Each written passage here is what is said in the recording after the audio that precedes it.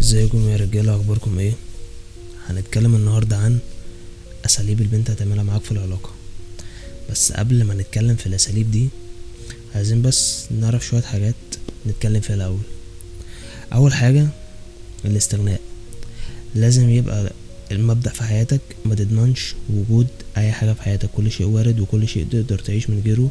سعادتك ما تربطهاش بوجود حد حتى لو كنت بتحبه، لازم ده يوصل للطرف التاني.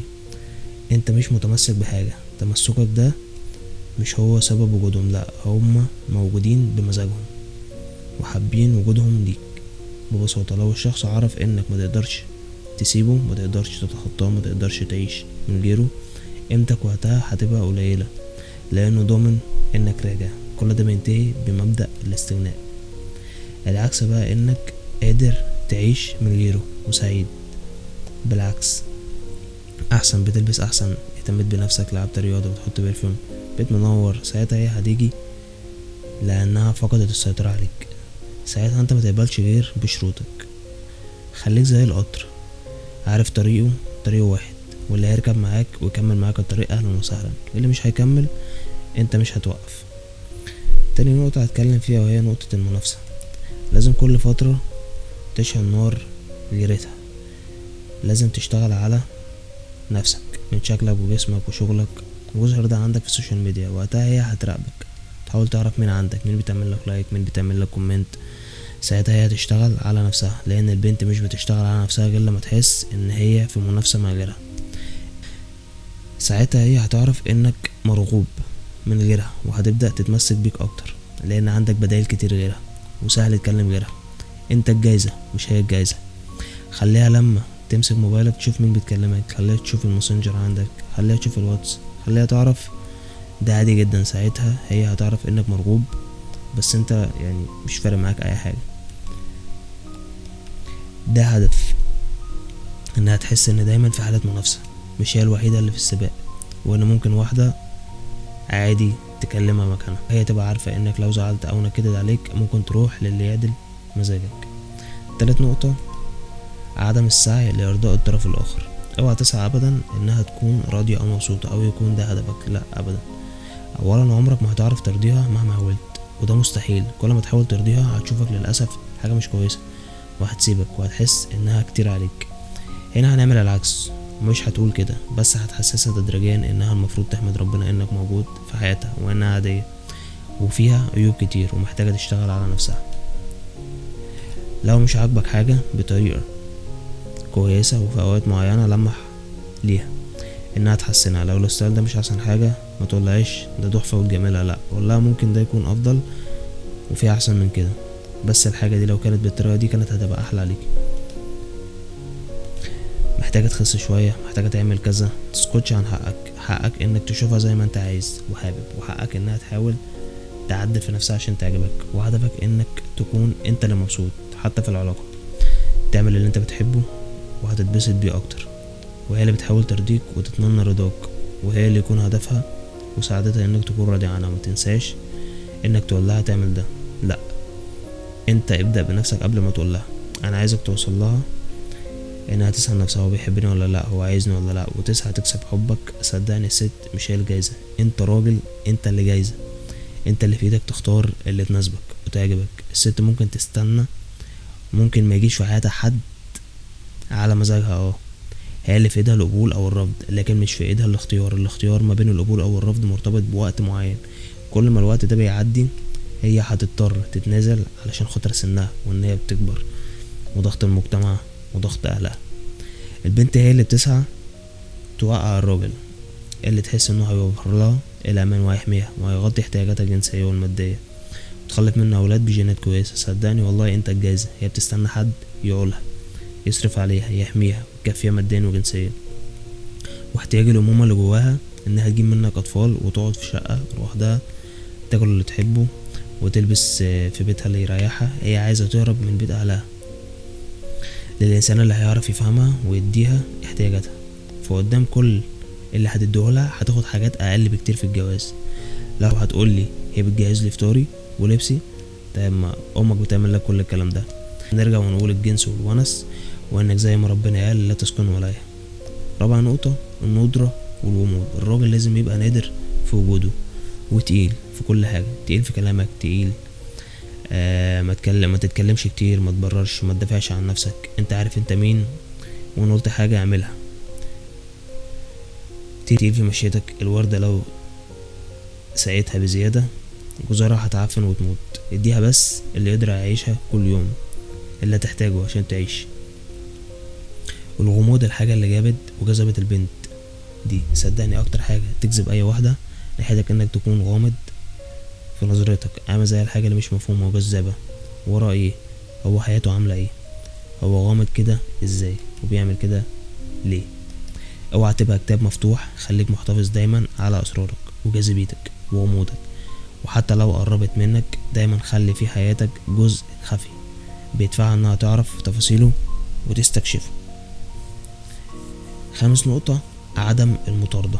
لو بتطارد حاجة بكل جوارحك عشان توصلها، الحاجة دي بتبعد عنك. لما بتطارد وبتجري ورا شهوتك على حاجة بتفقد جاذبيتك وهيبتك، خليك زي الأسد الشبعان قاعد كله هيبة، الفريسة هي اللي معدية قدامه وانت مش في دماغك ولا شايفها، عندك اشباع. وهنا الفريسة هتقرب لك باطمئنان لانها حست بالامان، هتحاول تجريك وتسأل نفسها ازاي ما هاجمش، هتشك في نفسها، هو انا مش عاجباه، هو انا عندي مشكلة، وهتجيلك. ساعات طبعا لازم تهاجم ويبقى عندك المبادرة، بس بحذر وتقول ما يضيعش ولا هيبتك ولا كاريزمتك.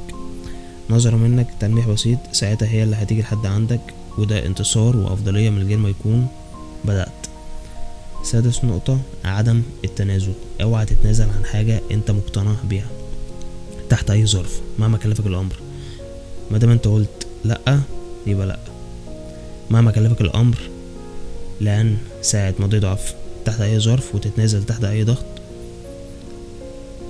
هي هتتقل عليك وتتقمص تهددك بالانفصال. ساعتها هي عرفت نقطة ضعفك لو انت وافقت على هي عايزاه واخرك ودواك، وساعتها انت سقطت في نظرها، مشي الكلام عليك وشافتك اضعف منها وقادرة انها كل مرة تضغط بنفس الاساليب دي عليك وتمشي كلامها. اوعى تتنازل مهما هيكلفك الامر، وصدقني طول ما انت راجل هتكبر في نظرها وهتتمسك بيك، مش هتبعد. فما تخافش، هي بس بتضغط، فانت هتبين انك ما بينضغطش عليك، ما بتلويش دراعك ولا ليك نقطة ضعف. اوعى يكون ليك نقطة ضعف، حتى لو ليك ما تبينش ان دي نقطة ضعف، وده المفروض ان ميبقاش ليك حاجة تضغط بيها عليك. مش هتبقى زعلانة ولا متضايقة من جواها، عرفت انك ذكر لقيت اللي يمشي كلمته عليها، هتكون تحت طوعك مبسوطة من جواها. فلازم تحس بمكانتك وبقيمتك وبقيمة اللي بتعمله، حس انك مهم لانك فعلا مهم وعظيم وتستاهل ان الانسان اللي اخترتها تحترمك. هنتكلم عن اساليب البنات. بعض الرجالة بيتم التلاعب بيهم وهم مش عارفين ان دي اساليب للسيطرة عليهم، وللأسف بتمسح هيبتهم ورجولتهم.